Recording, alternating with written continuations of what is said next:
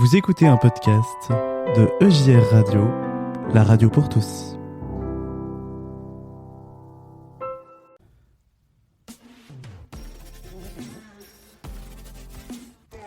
Le grand témoin du mois sur EJR Radio.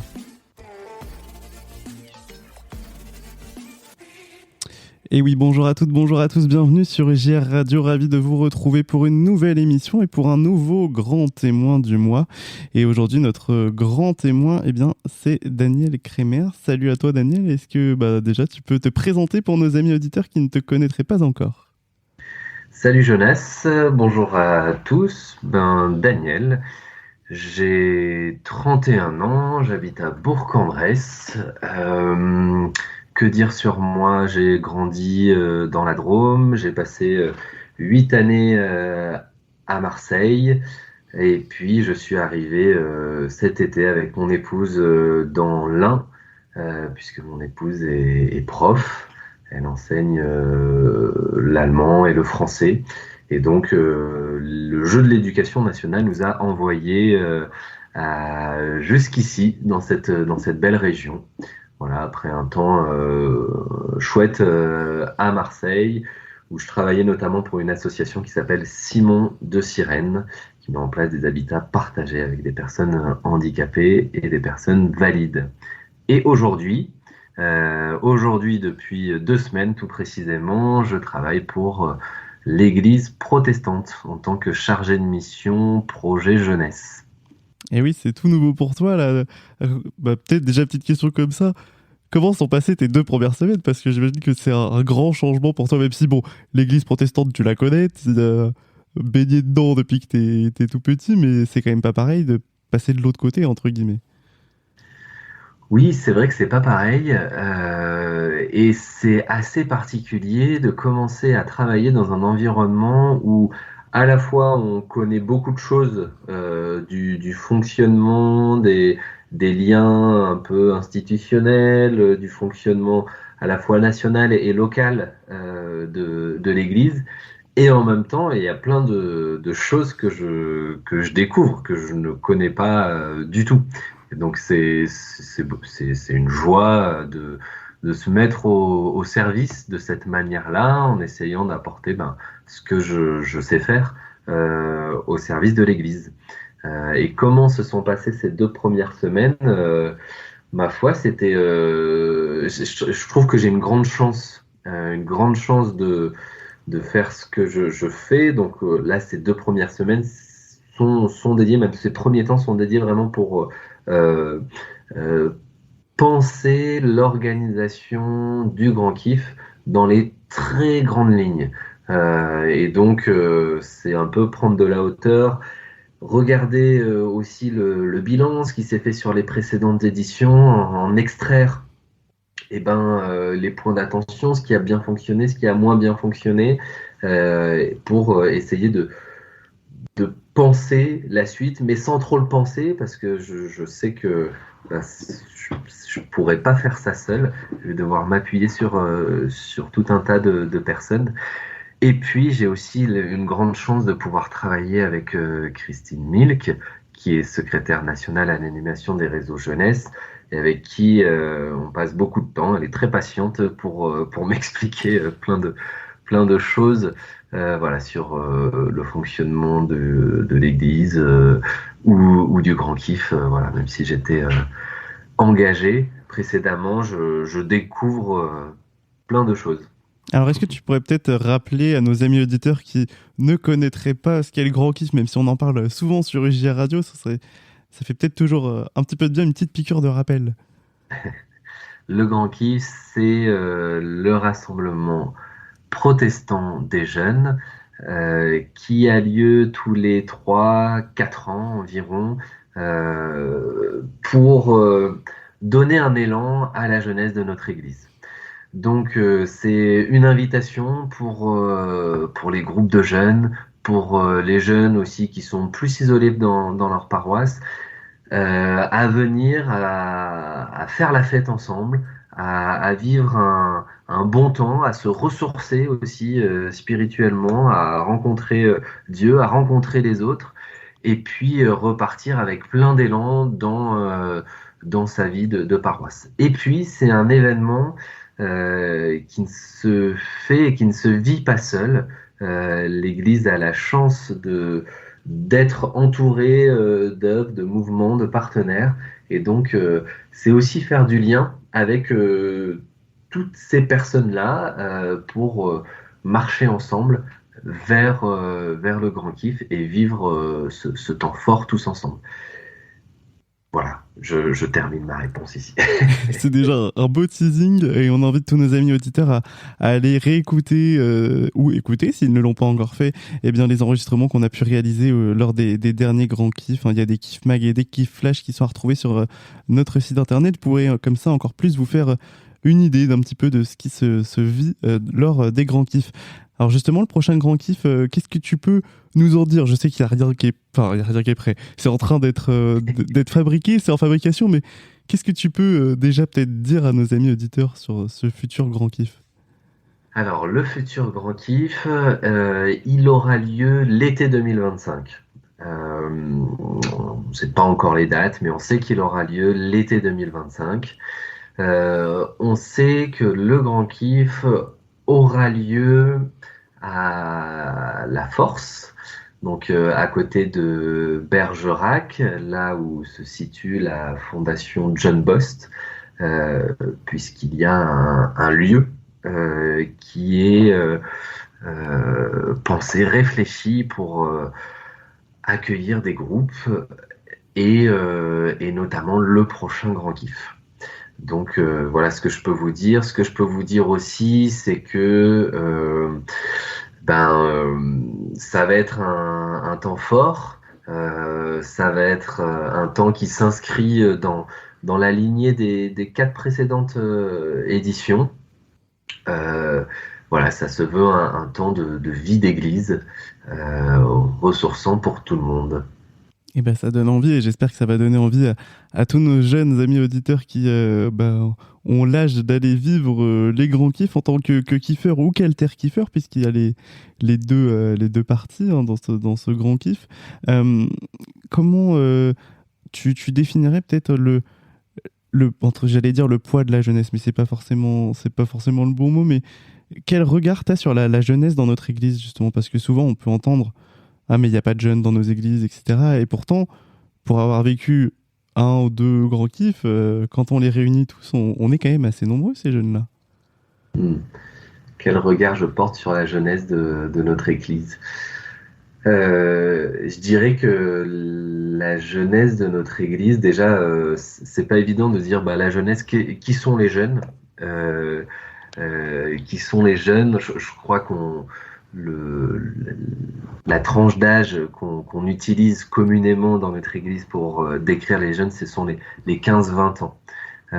Donc c'est à la fois les étudiants, et enfin surtout les lycéens, les étudiants, les jeunes actifs, même s'ils commencent à être sur la tranche supérieure.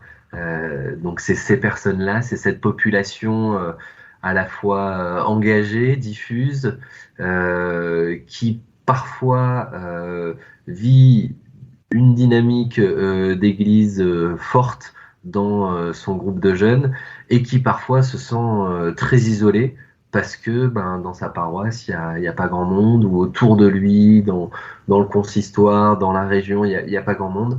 Voilà, donc quelque chose d'assez difforme. Ce que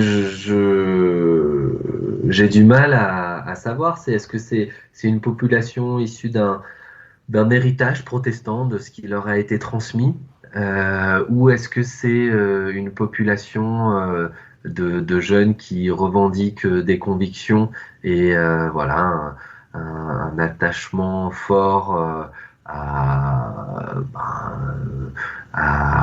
leur foi.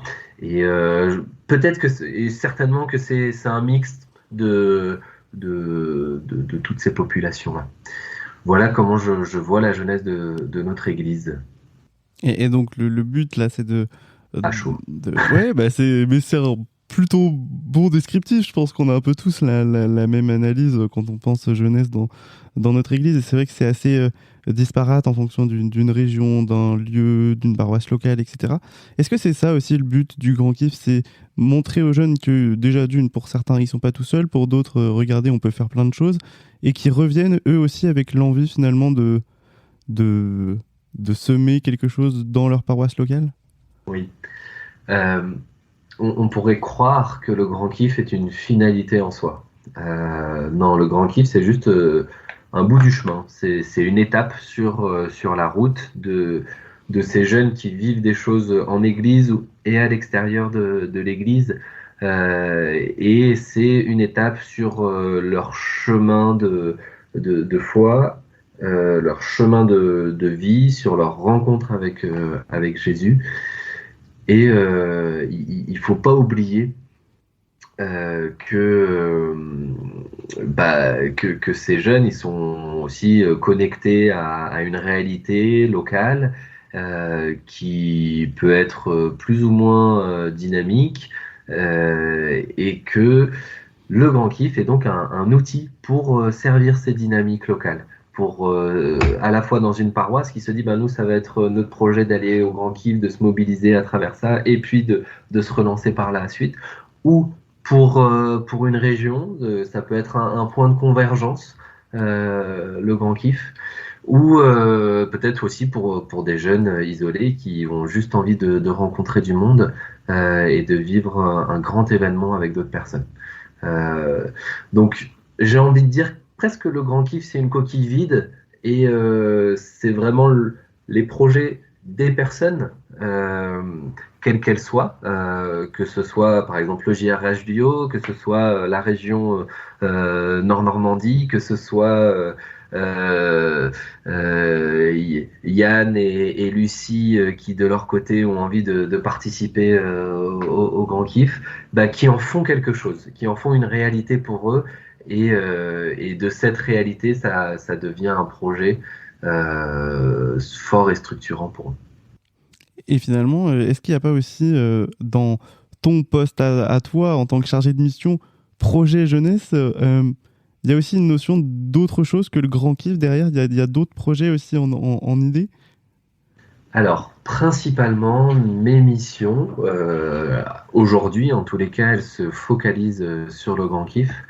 Et il y a une autre mission que j'accompagne et que je suis plus particulièrement, qui concerne justement le lieu où va avoir le Grand Kiff, ce lieu qui appartient à la fondation John Bost, sur la réflexion de que faire de ce beau site pour à la fois pour un grand kiff, mais pour des rassemblements de jeunes, pour des séminaires, pour des synodes, pour des camps, pour voilà, accueillir des familles de personnes qui vivent à la fondation et qui ont besoin d'être hébergées pendant un certain temps, pour accueillir des classes de découverte. Voilà, que faire de ce lieu-là? Donc c'est l'autre volet de mes missions pour l'Église. Euh, mais c'est vrai que le grand kiff, comme je le disais, c'est un outil au service de la jeunesse, mais c'est un outil au service des dynamiques dans les liens avec les œuvres, les mouvements autour de la jeunesse dans notre Église. Et donc, forcément, dans mes missions, il va y avoir aussi aller discuter peut-être avec EJR Radio et de savoir qu'est-ce qu'ils veulent faire peut-être autour du Grand Kiff. Voilà, quel projet mener. C'est synthétiser en fait finalement toutes les forces vives qui sont prêtes à se mettre en marche pour la jeunesse dans notre église finalement. Oui. Ouais, je me pose toujours la question de savoir quelle est la finalité de nos actions.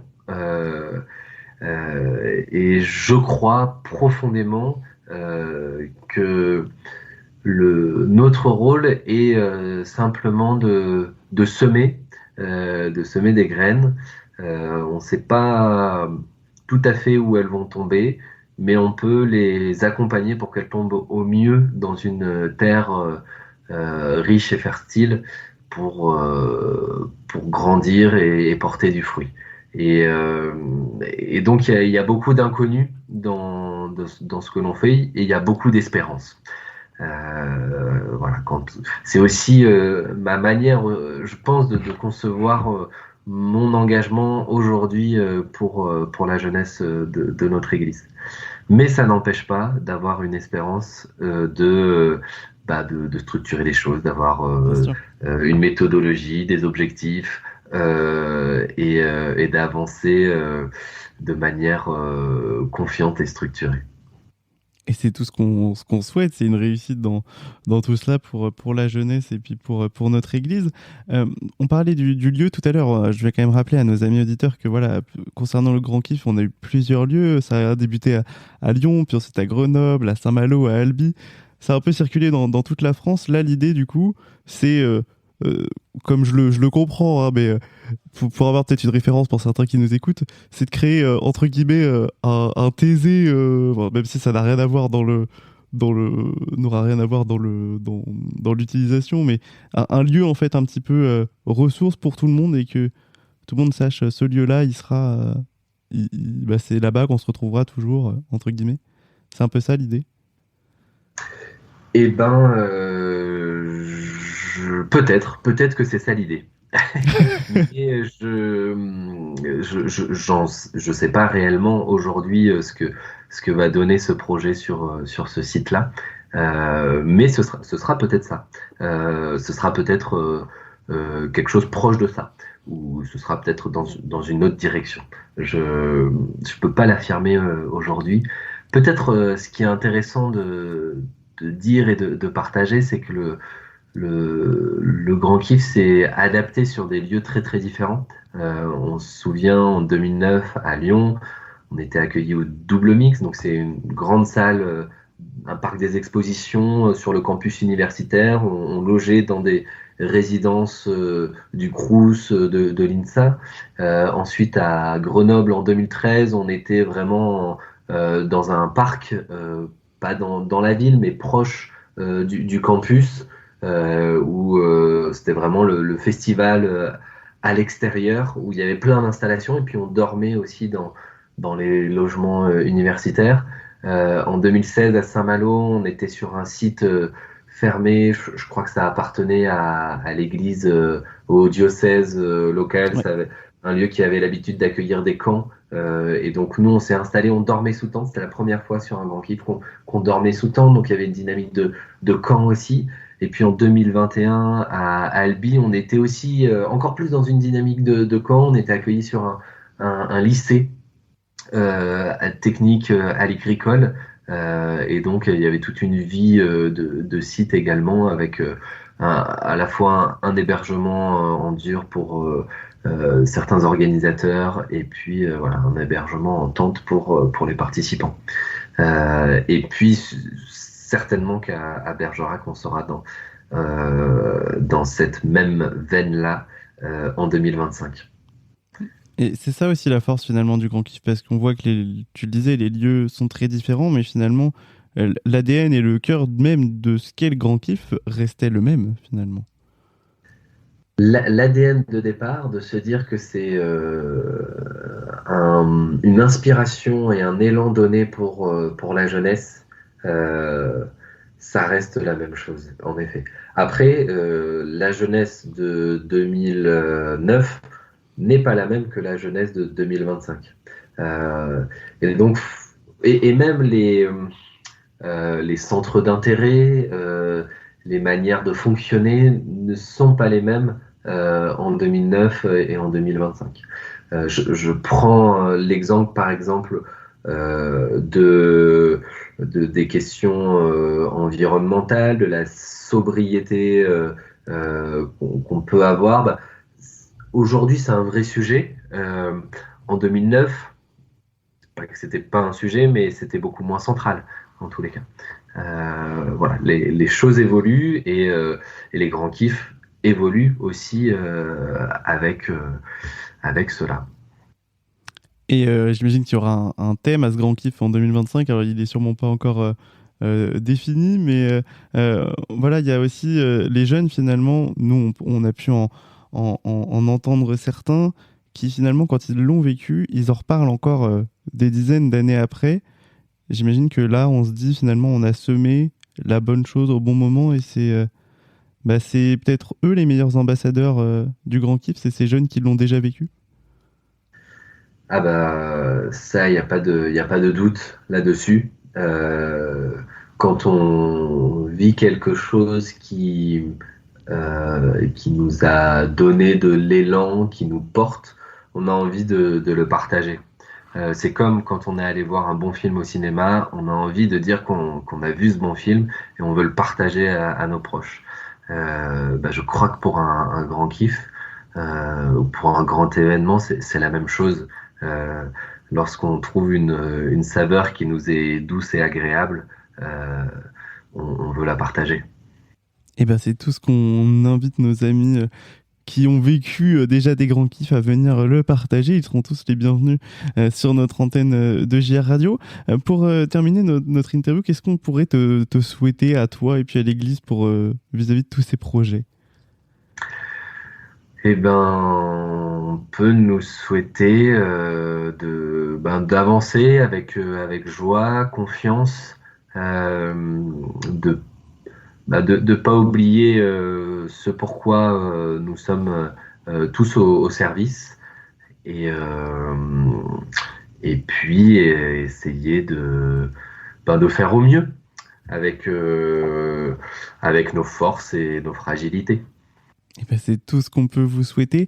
Notre tradition à EJR Radio, c'est toujours de terminer en laissant la libre parole à notre invité. Là, si tu avais quelque chose à dire à nos amis auditeurs qui nous écoutent, qu'est-ce que tu aimerais leur dire? C'est la question la plus difficile souvent. Euh, En ce moment, il y a une chanson que j'écoute, que j'apprécie beaucoup, de Gaël Faye, sur son album Lundi méchant. Je, je suis plus exactement sûr du titre de la chanson, mais j'imagine que tu pourras retrouver, Jonas. Euh, il y a ces phrases qui ressortent régulièrement, respire et espère. Et je me dis que c'est une belle parole à entendre pour chacun dans nos vies qui sont souvent chargées, denses, où il y a plein de choses, où il y a peut-être trop de choses. Respire, respire, prends une pause et puis espère, regarde vers demain. Le jour d'aujourd'hui est peut-être sombre, mais au-dessus des nuages, il y a le soleil. Et voilà, c'est ce que j'ai envie de partager à tout le monde aujourd'hui. Eh ben, merci pour ce magnifique partage. Moi, j'ai envie de te souhaiter bon courage à toi et à toute l'équipe qui est en train de nous concocter ces magnifiques projets et ce grand kiff. Et puis, on aura le plaisir de se retrouver avant le grand kiff et puis pendant le grand kiff 2025 sur EJR Radio avec grand plaisir. T'es vraiment le bienvenu sur nos ondes, tu le sais. Et puis, comme tous nos amis de l'Église protestante unie et puis tous les jeunes, voilà, je te lance un appel à tous les jeunes qui nous écoutent. Si vous voulez venir partager de ce que vous vivez, vous êtes tous les bienvenus. En tout cas, merci à toi, Daniel, de t'être arrêté à nos micros et bonne route, bon voyage, bon courage, travaillez bien parce que je sais que c'est beaucoup de travail.